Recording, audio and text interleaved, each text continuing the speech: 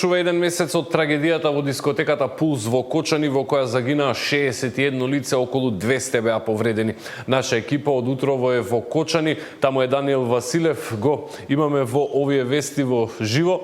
Даниел, имаме ли некои нови информации од истрагата?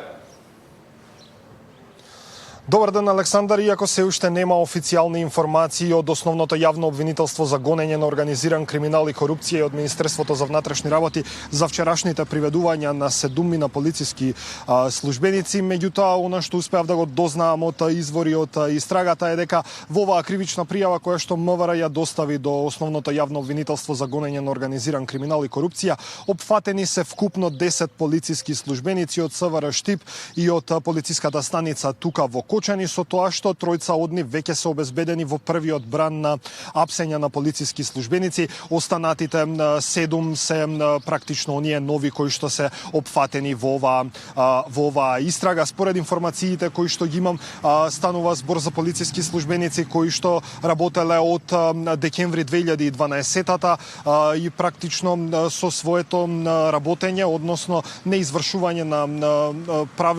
неправилно извршување на своите работи придонеле до тоа кабарето Пулс да ја добие потребната лиценца, односно во делот на јавниот ред и мир, односно оние работи кои што се под надлежност на Министерството за внатрешни работи. Со тоа практично возможиле кабарето Пулс да добие лиценца и да почне со работа. Од она што го имам во овој момент како информација за овие 7 полициски службеници, јавниот обвинител ќе бара само мерки на предпазливост.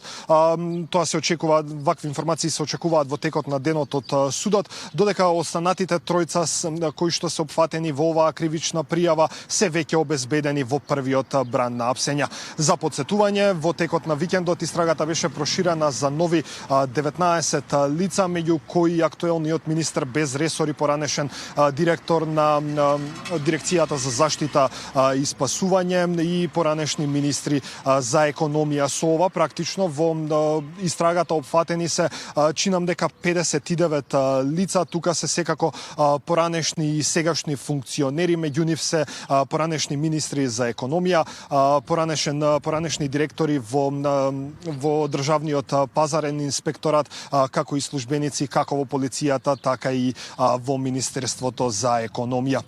Инаку, како што каже и самиот ти, Александар, денеска се помина точно еден месец од најголемата трагедија во Македонија, во која загинаа 61 лице, а над 200 беа повредени.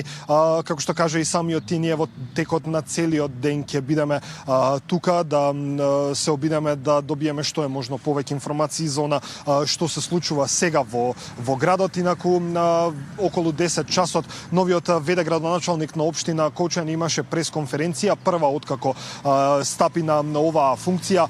Тој кажа дека општината во овој момент е во тешка состојба со оглед на тоа што недостасуваат директори, недостасуваат пожарникари, најави проекти кои што ќе бидат во фокусот на општинската администрација барем до одржување на предстојните локални избори, до кога и практично ќе трае неговиот мандат. Прашан за тоа како ја оценува состојбата во градот 30 дена по најголемата трагедија, вели дека градот живее во апатија, меѓутоа ја критикуваше и истрагата за која што вели дека се води селективно. Предлагам во продолжение да погледнеме дел од неговата изјава.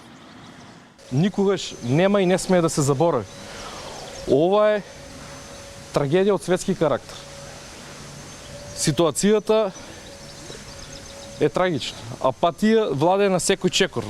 Можете да се прошетете по меѓународот, ќе го забележите истото. Ние имаме должност спрема настраданите да ги менјаме работите на подобро. Доколку оваа трагедија не ги разбуди сите институции во државата и драстично да се променат работите на подобро, сметам дека се е залудно. Но морам да потенцирам дека јавноста во Кочани, пред се фамилиите на починатите на страданите, а и јас го делам истиот став, е дека сме незадоволни во целата постапка после несреќата. Сметам дека истата треба да биде неселективна и транспарентна. Даниел, остануваш во Кочани, како што кажа и ти, ке ти имам и во следните информативни изданија. Беше тоа Даниел Василев, кој што известуваше од пред клубот Пулс во Кочани.